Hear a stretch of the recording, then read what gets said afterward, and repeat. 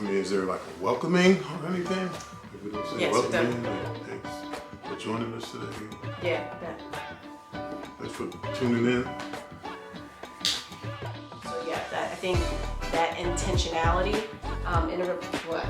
Well, I think the next episode, series, session needs to be about when we fell off. I want to know more about that. Let's get into it. Thanks for tuning in. This is our first full episode. Huey Whittaker, Barbara Whittaker. Welcome to the Whittakers. What are we talking about today? Well, I think several things. One of them being marriage. Probably talking about some faith, but I think just diving in and talking is probably the best thing to do.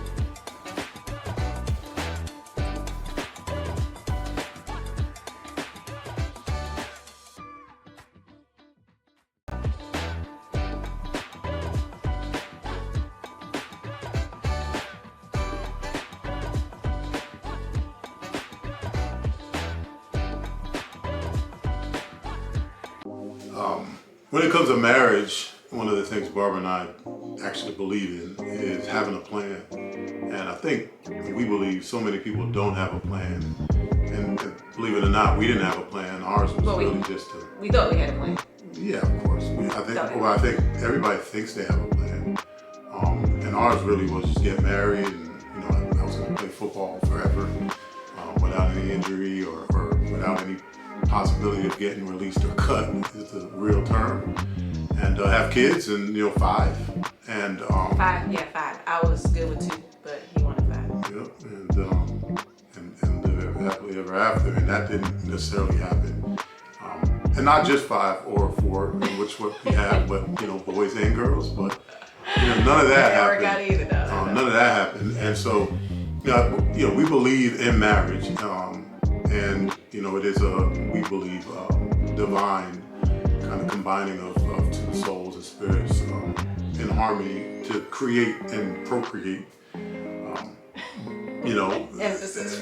Yes, but there are guidelines, and really I would say there's really no rules. But there are things you should plan for. There are things you should think about, and I think we're going to talk a little bit about that today. So, Barbara can talk about how our journey in marriage maybe started, and maybe somewhere from there.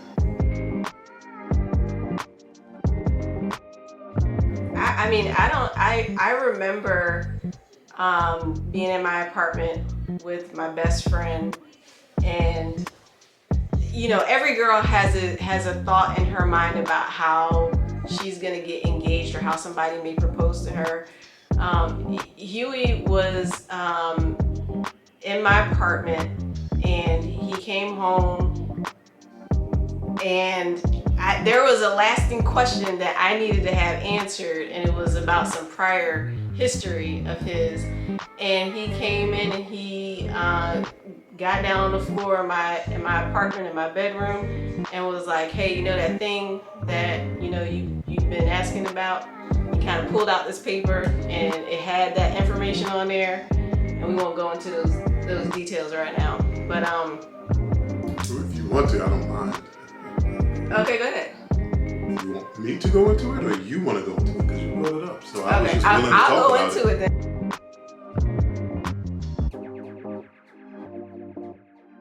And because I needed to know how, and had that information on there, and then he gave me the list, and then but he quickly pulled it back, but it was the gesture that counted, because that was but it was real. So he did that for me, and then he was like, none of that really matters. This is what matters. This is what I want to do. And he kind of went through the whole situation, and that's what, then he kind of popped it out, and I was like, oh, okay. So pop the ring out. Yeah. So that's how our journey kind of began. And again, it's much different than what I probably would have pictured in my mind, but a lot of things that we pictured and kind of had laid out and thought about ended up much differently, in a good way. Yeah, I have a little memory of that. I was willing then, I'm willing now. Ultimately I knew what I wanted, and I was a work in progress. Me too. Never Me said too. I was anything that was fine-tuned and polished. I never claimed to be that.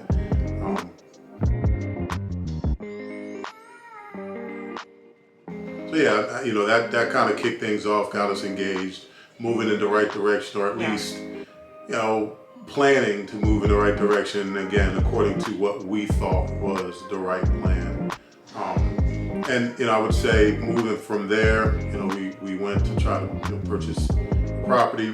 So I would say we made a lot of mistakes, first of all. A lot of mistakes. We were making a lot of money, we were spending a lot of money, we were borrowing a lot of money, we were just buying things.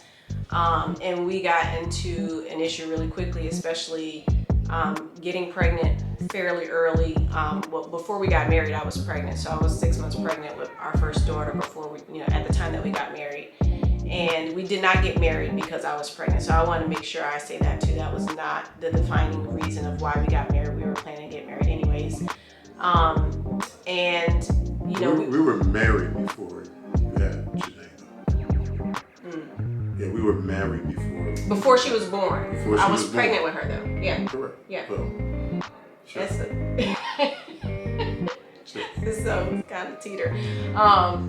But yeah, we were making a lot of bad decisions, a lot of wrong decisions. But let's get back to why what we have works and why we think it works well. A lot of people ask questions, about how long we've been together and they're, like you said, what did you say earlier?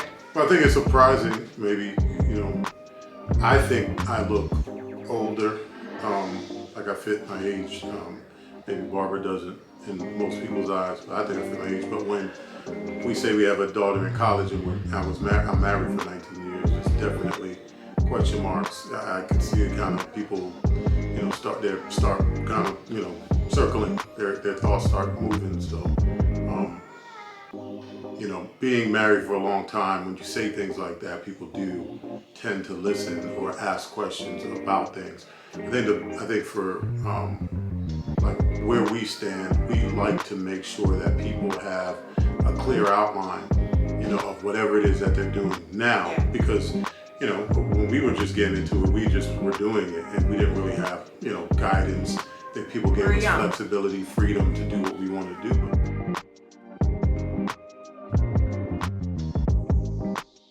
We didn't really understand what our faith was. Truly, we knew that we had faith, and it was blind faith, I think, and it helped us. I mean, that goes all the way. It helped us kind of stick to each other and stay devoted to what we thought was supposed to happen. Well, yeah, I mean, and even before we were together, I think we had and showed signs of that blind faith. It's just, it works. Whether you're a believer or not, everybody has faith. Non-believer still believes whatever they want to believe to get that task done, and they partly accomplish that task because of that belief that they have in getting it, that they can get it done.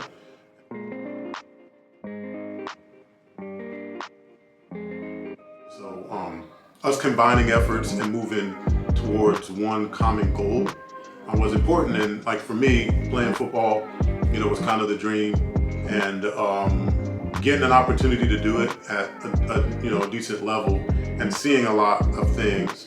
It was important to have someone that was willing to support that and be there and be a partner, which I think is important. You gotta have a partnership. So for us, we have our personal life, but we have all of our business endeavors that we do. And so there's nights and evenings and days that we either don't talk most of the day, and then we have decisions to be made. And so we are kind of making sure that we're on the same page, and it's always not necessarily a sweet conversation. It's not crazy, but there are things that need to be accomplished. There are things that need to get done.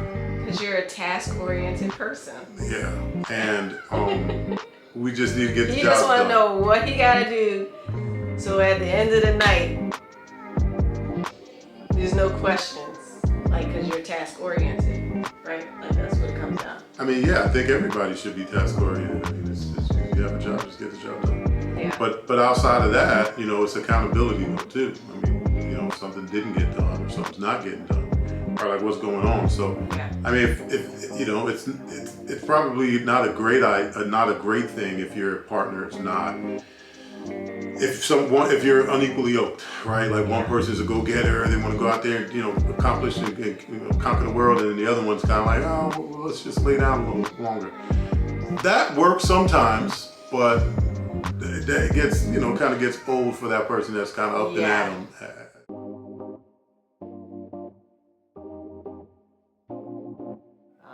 Yeah, and personally, we also need community around us to help. Right there, we have 4 kids. There's a lot going on. We need help. From time to time, doing whatever those tasks are. I was talking to a lady at the community center today, and she asked about the kids. We mentioned that they have 3 different schools right now. At one point, we had 4 kids with 4 different schools, and they don't ride a bus. So she was asking how did they get there. I was like, well, it's the parents, which is my wife and I. Like we make it happen every day and pick up every day, and so you need community. You're gonna need help. You hopefully take vacations or get some time away. You're gonna need help, right? So you need community and communication throughout all those different means of people that you're reaching out to and touching base with. But all in all, though, I think the commitment first, right? Like if you know that you're gonna get done what you set out to accomplish, you move different. Yeah. If it's halfway, you're like, maybe we'll it's a totally different approach. And to everything in life, personal business, and again, we try to commingle. We don't try, we do. It's a must. Commingle everything that we are accomplishing individually and collectively.